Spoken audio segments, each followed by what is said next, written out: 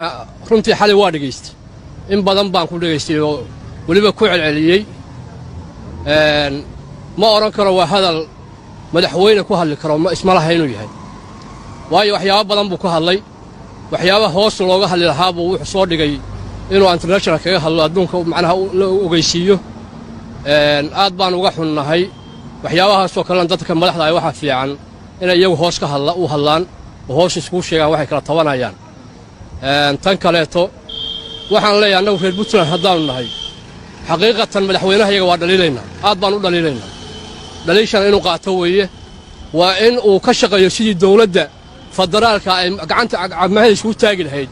inuu ka shaqeeyo Puntland loo dhisay looma dhisin inuu dumiyo looma dhisin tan kale waxaan leeyahay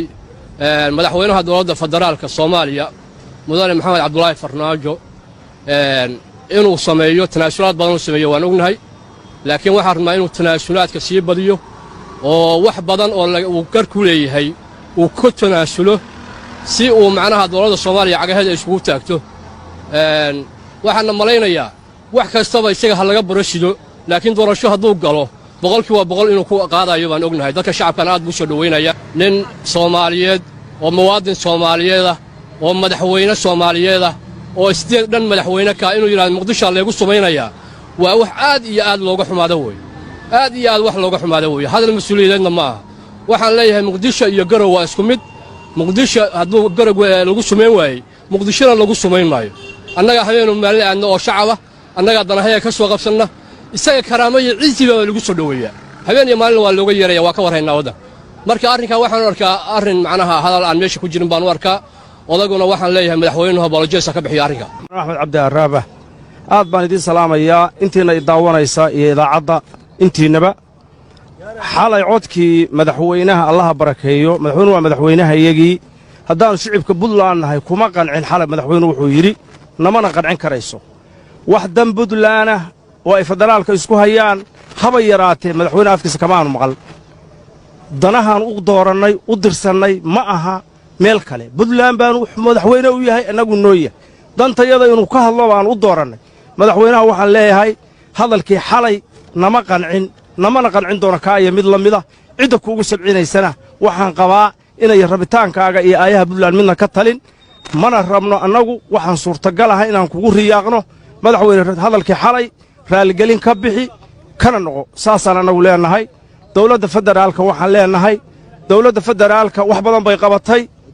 waa dawladdayadii waa taageersannahay cid alla ciddii ka hor timaadana annagu xilligaan raalli kama noqon karno sababtoo ah meel fog baannu ka nimi waxaannu maanta maraynaa hillaac yar baa noo baxay biyihiisii iyo naqiisii baannu degnay ciidamadii dalka Soomaaliya baa abuurmay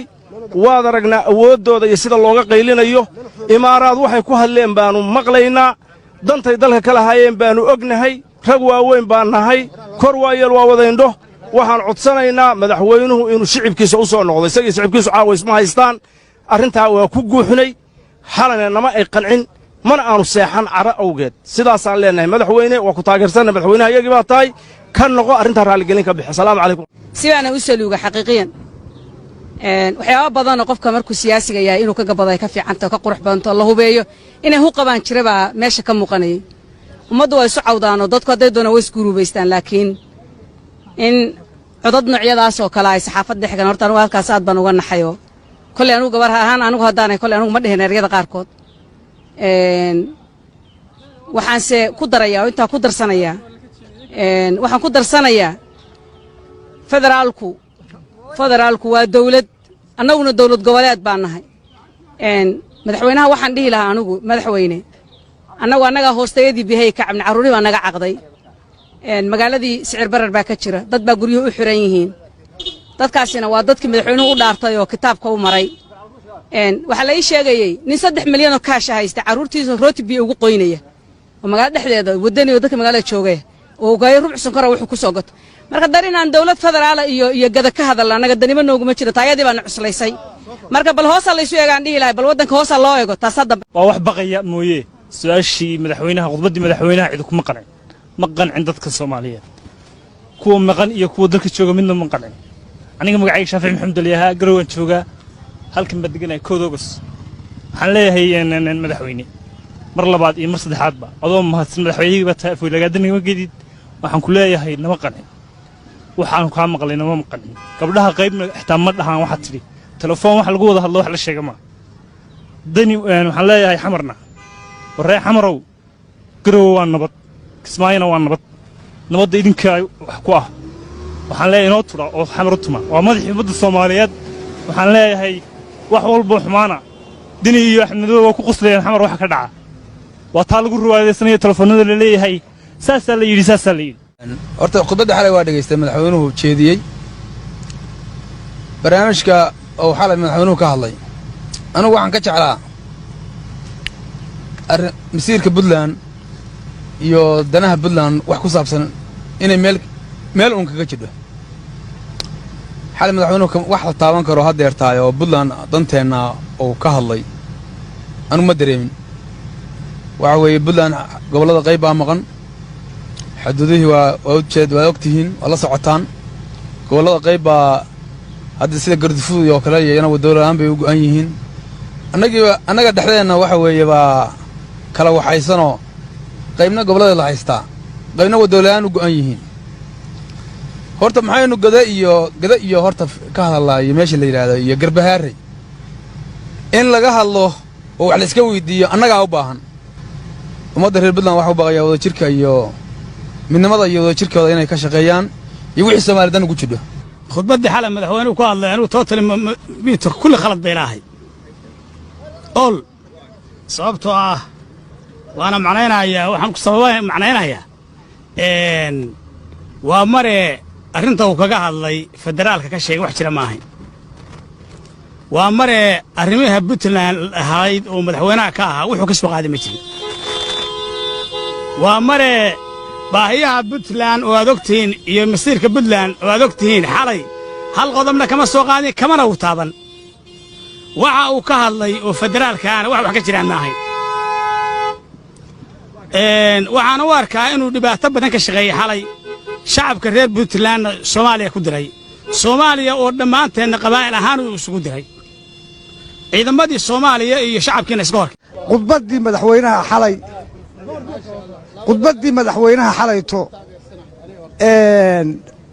kolley anigu shakhsi baan ahayoo ma jeclaysan waxaana u arkayey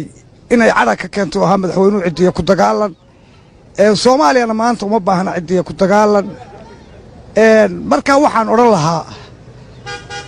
Soomaaliya waa mid qura horta wuxuu yidhi midkaad doontaba ahaw haddii aad tahay mas-uul qof aan maankii ka tegin ka saar sheekada mugdiga madmada weligaa ha gelin ilaah baa mahadda leh Soomaaliya waa mid qura meel laba aan kala tegayn waxa isbaday mawlahay adigu haysoran marnaba intaa u kaxayso meel muquunsoo diid maslixo Soomaaliya maanta nin yidhaahda intaasaan meel u haysanayaa looma baahan Yuusuf Yaasiin Aadan waxaan rabaa inaan laba eray ka dhiibto khudbaddii madaxweynaha uu jeediyey khudbaddaas oo ahayd khudbad aad iyo aad aan ugu habboonay madaxtinimadiisa iyo ummadda Soomaaliyeed iyo khaasatan dadka reer Puntland madaxweynaha hadalladiisa waxaa ka mid ah hadalladii uu jeediyey inuu ka cabsi qabo nafsadiisana uga baqayo inuu Muqdisho tago taasna dadka reer Puntland inuusan ku matanin baa u muuqato oo waxyaabo badan uu ka hadlayna waa ay jiraan sidaas dadreed waxaa madaxweynaha ugu baaqayaa in uu hadalladaasi gafka uu yiri uu ku matalo shacabka reer Puntland inuu raaligelin ka bixiyo xalay madaxweynaha waa dhageysanaynay wuxuunan hadalkaas noogu muuqday mid meel ka dhac ku ah ummadda Puntland iyo ummadda Soomaaliyeed dhammaanteed waxaan madaxweynaha ugu baaqaynaa inuu waxyaabahaas oo kale iska daayo nin dhan oo ummad dhan maamulo waa ka baqayo dawladda qaranka ka baqay taas macquul maaha way waa ragan madaxweyne hadalkii aad xalay ummadda aad maqashiisay ka noqon ku leenahay qodobka labaad tix gabaya waa halkan oo ducaa baan uu ka tirinayaa waxaan ku bilaabay Allah ayow casiis baa too waa ku caabuday shan halaan cid kale haynin baa kaa codsanaya haddii aan cagaag badan maro camalku hooseeyo cafiya allow samax baa kaa codsanaya caalamkoo nagaadiyaalow dawladnimo caama oo cadaalad lagu qaybiyaa kaa codsanaya ceelashaa shidaalkiiyo dhulka calafka noo yaalla casaayada sideedaanoo cayn walba u raacay anigoo cantugada bogtoo ka cokanaanaya cimaaraadka iyo kiiniyaan caawimo u diiday cimrigaygu inuu gaadho baan kaa codsanaya caddaankaanna qaybqabiya cududda noo sheegtay ee sida carruuraa la dhalay ciiddayada maaggan inaad naga ceshimaysid baan kaa codsanaya cayuun iyo il baan nagu jirtaiyo cawri aadame carrabkiiyo balaayada intaad caadka naga saarto dadka ciidsan inaad caawisaan kaa codsanaya ciyaal baa haddeer noo kiciya caasib faraweyn adigoo caddilan moobalkay kaala cararaan hablihii cuntada dooni jiray waa cabsanayaan camalkoodaad suubisaan kaa codsanaya madaxweynaha puntland hadalkiisii waxaa iiga soo baxay hadal meel ka dhaca oo hal qof uu abbaaraayo iiga soo baxday mana fiicna nin siyaasi ah ama madaxweyne ah inuu dawladdan ama shakhsi madaxweyne ah wuxuu raba ha ahaado uu wax ka sheego taasaa iiga soo baxday anugu waxaan aaminsanahay caqligayga inuu ku khaldamay arrintaa abolojaysta ka bixiyo waxaannu nahay annagu soomaali waxaannu doonaynaa soomaalinimada iyo midnimada madaxweynaha iyaga siciid cabdulaahi deni khudbadduu xalay soo jeediyoo aan maqallay aanu dhegaysannay nuguma matalo kumana qanacsanin fakraddaasna kuma qanacsanin kumana raacsanin khudbaddii xalay madaxweyne deni jeediyey horta waa dhegaysta aan waxay ilaahay dee khudbad siyaasadaysan oo dee looga hadlayo hal gobol oo keliya oo jubbaland ka mid ah madaxweyne waxay ahayd oo ku wanaagsaneed inuu ka hadlo danta puntland hal qodob oo puntland ku saabsan kamuusa hadlin